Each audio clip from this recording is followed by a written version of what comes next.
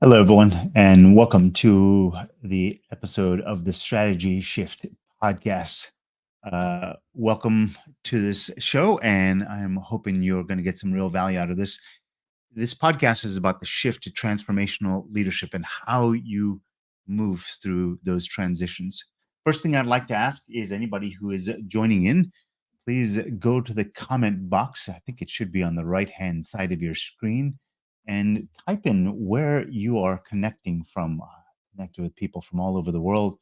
And I just love to see who is connecting in. So if you're watching this as a replay, that's perfectly fine too. Please go to that comment box and just type in pound replay before you type in where you're connecting in from. City, state, country. I'd love to hear that. Super. Throughout the course of this, you will see me stopping and sharing some slides with you. Let me start here and give you the first slide so you can see a little bit of what we are doing. Give me a moment here. And while I do that,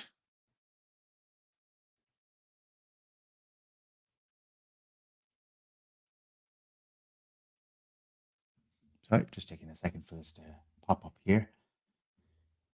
I'd like to hear, while I'm waiting for this to actually load up here, it's having some technical difficulties. As you came into this show, it's called How Culture and Role Alignment Drive Strategy and the ROI. I think the last piece of it got clipped off. I'd love to understand what about that particular topic was interesting for you, and what caught your interest. Give me a moment here. We are going to have this live in a second. All right, you should see some slides on screen now. Please tell me if you have any problems seeing these in the slides. If you can see it, give me a thumbs up or say yes in the comments. I'd appreciate that just to make sure that you are able to see that. I should have all of the comments popping up as and when. So let me know if you see the slides, number one. And number two, tell me where you're connecting in from. I'd love to know. Okay, let's go ahead and get started. So this episode is called What Happens When Your Team and Culture Aren't Aligned with Your Strategy and the ROI of getting everybody aligned. And that's what we're going to spend some time doing is we're going to take a look at a company where the names and everything else has shifted or we've changed so that you can actually understand a little bit more of a deeper story without compromising anybody's names. Okay. Why the name? We call it the strategy shift. I will tell you, I'm a little bit of a gearhead. I love cars. I love going fast. And the name of the episode and the logo is a little shift lever, is because when you drive a car at high speeds, as you can kind of see this car on the track here, when you're going really, really fast on a track and you start to shift to another gear, moving down gears or moving up to gears, it's probably more when you're shifting down to gain more speed. If you're shifting between gears, the car becomes unsettled because turning, grip, acceleration, gas, there's hesitation and you're shifting sort of the balance of the vehicle. That's when people spin out a lot. That's when people get into wrecks. That's when people have problems because not everything is all perfectly aligned. When you do it, when you shift into that other gear nicely, uh, you keep carrying a lot of speed and you end up usually accelerating past others. This is very similar to leadership and management of companies because in that crucial moment of that shift when you have that transformational moment, that's when the unsettling occurs. That's when alignment falls apart. That's when the vision of the company may fall out of sync. So I'd love to hear how that resonates with you. It makes so much sense to me, and every time I've been in a car going at speed thinking about that transition, I've always thought how very similar this is in running a company. I'd love to see how that resonates with you. Please type that into the comments. Does this title, does that resonate with you, the analogy? Thanks. All right, let's go ahead and get started. I'm going to tell you a little bit about sort of the agenda here, what we're going to do, and then I'm going to tell you a little bit more about me, just so you get a little quick background. I will say, if you saw this podcast or you want more podcasts like this with this title of How Culture and Role Alignment Drives Strategy, you can go to that QR code up in the top right corner called the Expertise Journal, where we actually send out summaries of these podcasts, key notes, show notes, as well as upcoming podcasts as well, these LinkedIn Lives. The agenda today is about the company we're going to focus on. It's a company called Apex Solutions, just a fictional name. We've changed the names of the company and the people, but you can start to see a little bit of the company, what we observed when we saw these people. And I think that's what's going to be really unique here, how you will see that. Some of the challenges and the alignment, misalignment, the consequences and the impact. And finally, what is that solution or that ROI that can be returned? All right.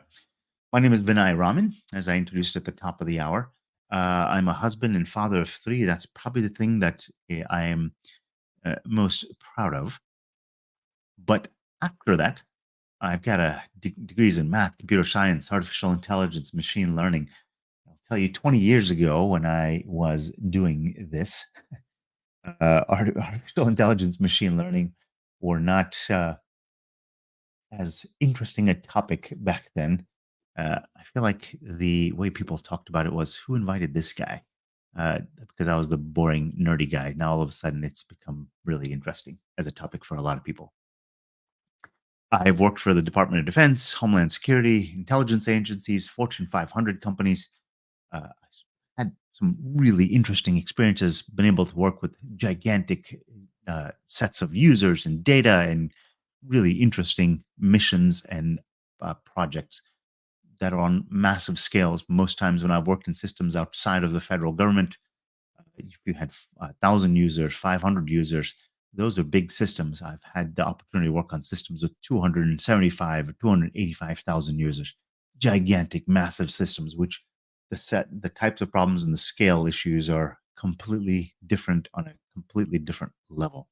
So I've had the luxury to being able to see this big and the small both. This last and final piece is I call myself a data empath. I see people's emotions through people. I see the people through their emotions and their data.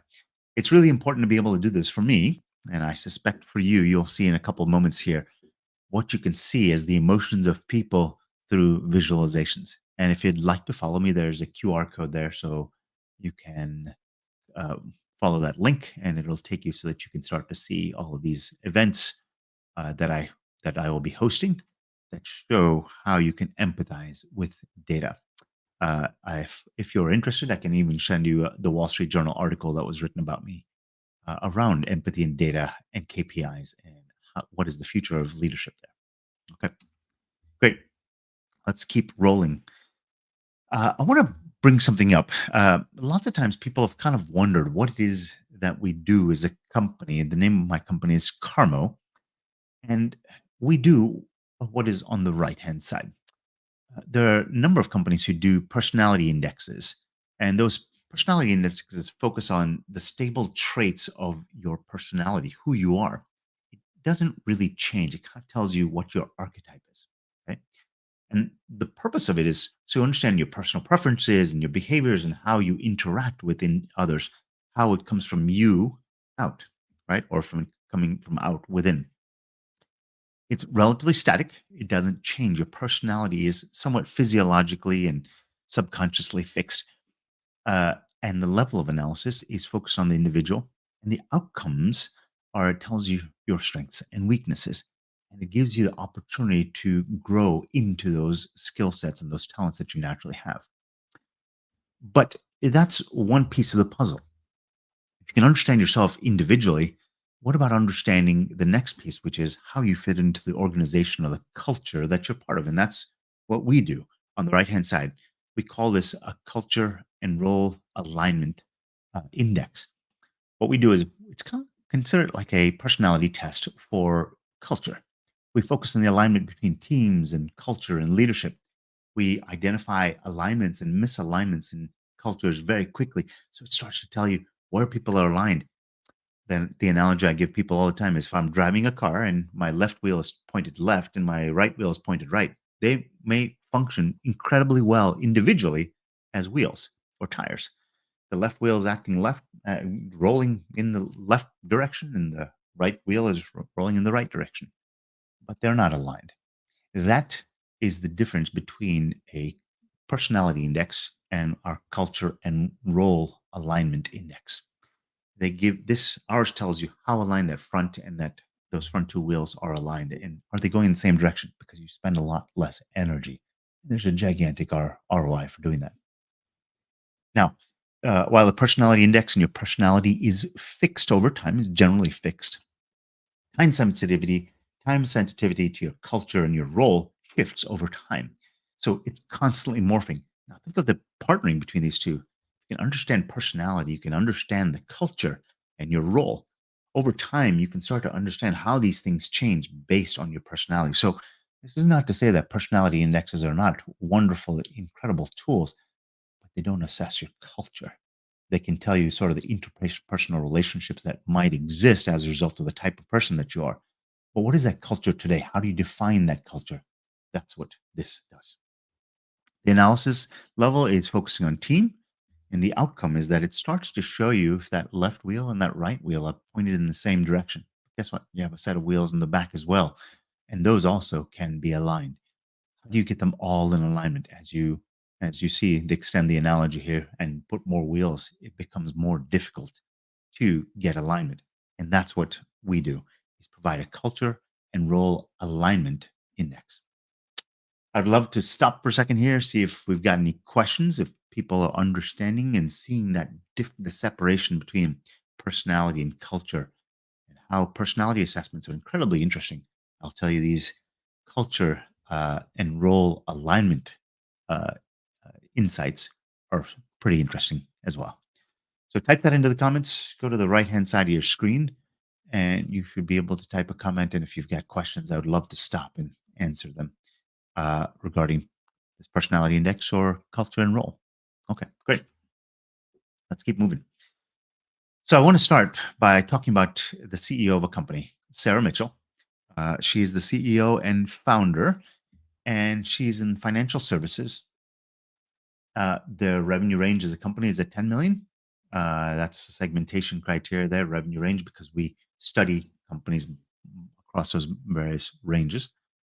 Here's some of the challenges that she has at her company, Apex Solutions, specifically aligning leadership perspectives on their financial health and their market position and their employee engagement. Those are some things. How do we get those? I'd be curious, do any of the people listening in, and if you're listening into after the live event, please type in pound replay and ask your question. I'd be more than happy to come back and answer them uh, if I see them afterwards. Do you have challenges in aligning leadership perspectives on financial health, market position, and employee engagement, or is there something else that plagues your ability to get create alignment? So here's why this matters, is because if you have conflicting priorities, there's not alignment, and you have conflicting priorities, it's that left wheel going left and the right wheel going right. You need to get that alignment, right? So you have to think about, how do I get everybody starting to pull and row and pull in the same direction? And also, how do you get them aligned so we're all looking at the same strategic long term goals? I'd love to hear in the comments if you've got any thoughts on this and what you've experienced. Have you experienced similar to this? Similar to Sarah here. So here's what we're going to do.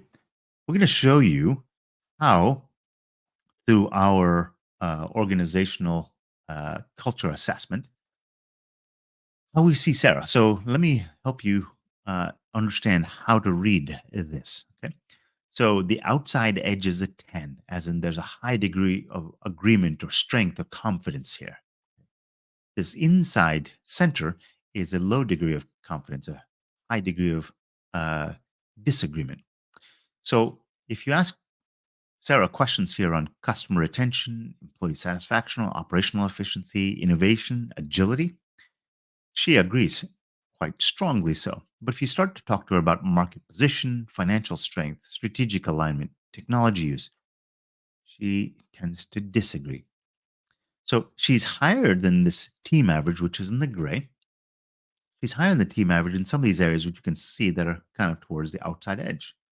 She's lower than the team average in revenue growth, global presence, customer satisfaction.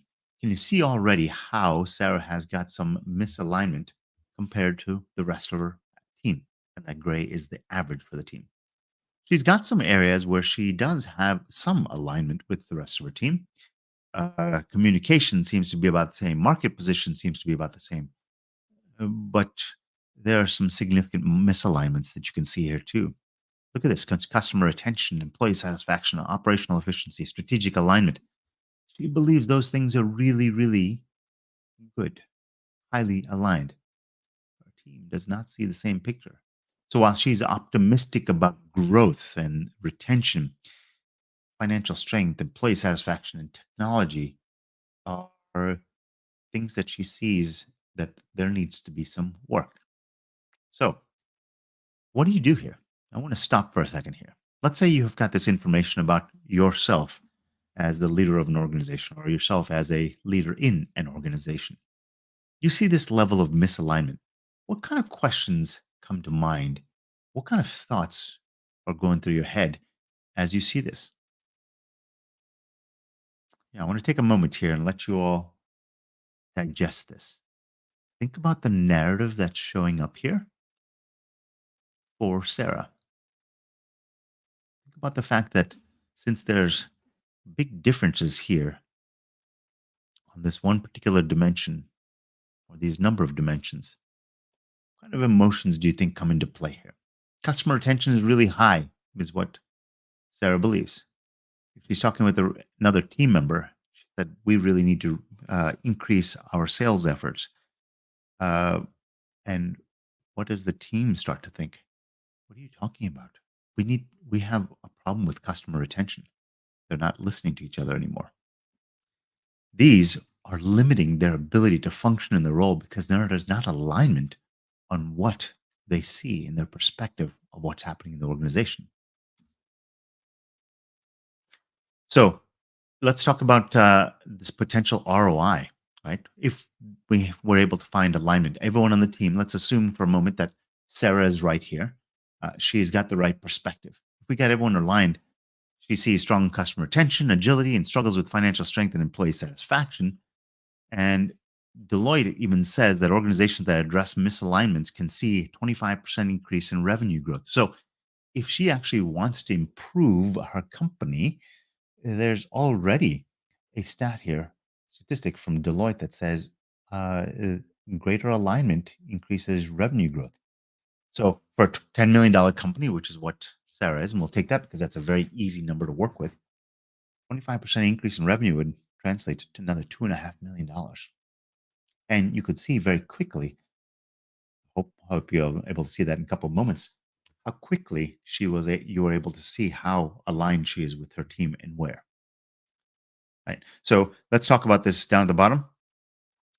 Gallup shows that companies with high employee engagement outperform competitors by 23% in profitability. Improving employee satisfaction, she could see a potential 2.3 million in profitability improvement. So now she can be aware of that delta. Let's keep going a little further. But I want to ask you a question first. If you could address friction in financial strength and employee satisfaction, could you unlock your company's full potential and growth? That's a question for you. I'd love to hear your thoughts or comments on it. If you're joining after the live session, please type in pound replay, and I would love to hear what you have to say. The question is if you could unlock financial strength and unlock your employee satisfaction, would you start to see more potential from what your companies? Great. Let's keep moving. I want to show you how her graph compares not to the average, but in this case to her chief financial officer. Right? So let's start thinking about what's higher for Sarah. So Sarah is in red and John is in blue. No, nothing good or bad about these, just contrasting colors. So Sarah, you can see again operational efficiency, employee satisfaction, customer retention. She sees those as high, and agility is moved around the graph a bit here, but agility is still high. And those are all significantly higher than what her CFO, chief financial officer, believes. Let's see. Let's take a look at John. Global presence, communication, quality control, strategic alignment, customer satisfaction, market position. They are significantly higher for John. So let's see where they've got some similar scores, right? So we're talking over here. Do you see any alignments? I don't see a lot. So let me ask you a question. What does that mean? Because I'll move on to this piece, the significant misalignments. Can you see how these two graphs completely opposed to each other? How do you think that relationship is working in that organization right now? Imagine that for a second. Sarah sees the organization completely differently. John sees it in almost an opposite way. You can, if you just look at this for a moment, look, there's a heavy weighting to way Sarah sees things over here, whereas John, the heavy weighting is over here: communication, quality control, strategic alignment, customer satisfaction, financial strength. So while Sarah is prioritizing this growth and agility, John is emphasizing this financial strength and communication. There's some misalignments here in technology use and employee satisfaction, showing this differing views on where they should focus time. How, as a leader, can you shift what happens as you start to transform your organization because you're able to see this? It's supremely powerful. You and I'd like to stop for a moment here because I want you to think about the emotion and the interaction between these two. These two people are laughing or smiling on screen here. Do you think that's the way their relationship is going in the office? I'm curious. I'd love to hear your comments. Are John, I, but tell me what you think. Are John, the CFO, and Sarah, the CEO, are they getting along? Are they good friends? Do they have a high level of trust for each other? Yes? No? Why and why not? I'd love to hear what you think. Great. So let's talk about John and what happens if there's alignment made with John and Sarah. Let's assume that they make alignments here. What is possible, right? John focuses on financial strengths and quality control, but sees gaps in employee satisfaction and technology use. Gallup's in 2022 said that employee engagement can lead to 23% higher profitability. We saw that before. And for a $10 million company, that leads to 2.3 million in additional revenue. Excuse me, profitability. Who wouldn't enjoy that, right? And I think if we can start to see the source of where that problem occurs, because one is seeing one set of problems, the other is seeing another set of problems. But the problem that really needs to be fixed is potentially this employee engagement. So, a basis for change, technology integration. By optimizing technology use, John could achieve a 20% increase in productivity, which translates to an additional 2 million revenue and reduced operational costs. If you start to give people tools that they can use to get to the next level of performance or feel more fulfilled in what they do or provide more value, they feel like they're part of something because they have the tools to do it. You'll see employee engagement get up and start moving in the right direction. Okay. So, I've got a question for you. How does the lack of alignment in technology use and communication affect the speed of your company's decision making and financial growth? Imagine that two people would want to talk to each other, but I can't because they're simply stuck on a topic that's not a shared reality. You can't have a conversation unless there's a shared reality already in place. If you fundamentally disagree whether the sky is blue or not, well, that's the level of conversation that you can experience and understand. You can't talk if the other person sees it as purple and you see it as blue or you see it as yellow. You can't have a conversation. Back to this idea of the strategy shift. If you're going to go forward as an organization, there's going to be a period of unsettling, right? CFO and CEO right here are unsettled. How do you put them together so that they're aligned in vision and then ultimately the strategy for where they're going? so that you can make that shift to that next gear. Right now, if you could see if CEO and CFO, that's not a healthy combination. I'd love to hear your comments. Please type them in to the comment box on your screen. Great. Let's do one more here. Let's do David versus Sarah, the CEO. So you can see slightly different again. Employee satisfaction, operational efficiency, customer retention, global presence, and agility are all high numbers for Sarah. For David, communication, strategic alignments, agility, financial strength, employee satisfaction, and revenue growth are really, really quite strong. But so there are some areas of alignment, agility, operational efficiency, and you'll also see here market position. There are some areas of where they see very similar eye to eye. But while Sarah again focuses on revenue and customer retention, David prioritizes communication and technology use. Misalignments in global presence and employee satisfaction indicate differing perspectives on company challenges. Do you think Sarah and David are getting along compared to the relationship that John, the CFO, and Sarah had? I'd love to hear your thoughts and your comments in the comment box. Great. Let's keep going. So PwC found that 67% of companies struggling with cultural resistance fail to meet their transformation goals.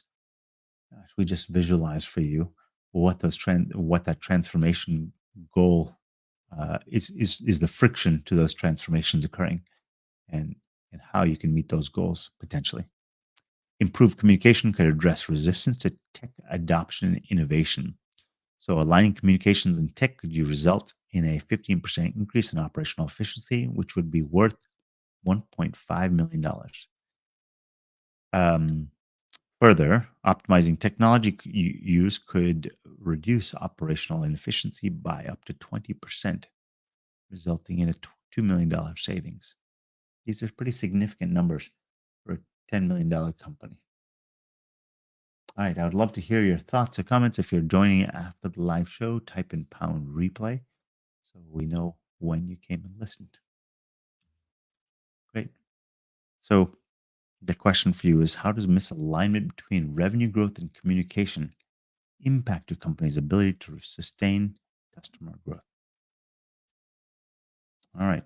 I'm actually going to skip this one because I'd like to show you a couple of key things and bring some of this together. If you've got questions for me, you're more than welcome to ask in the comments. I think if you go to the right-hand side, you can see. But just real quick, you can already see from this how fast you can see the misalignment in a team. And I'll show you the stats in a second here.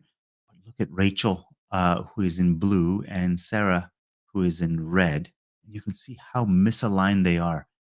Ideally, they would be completely the same image of each other in terms of these graphs, but they're not.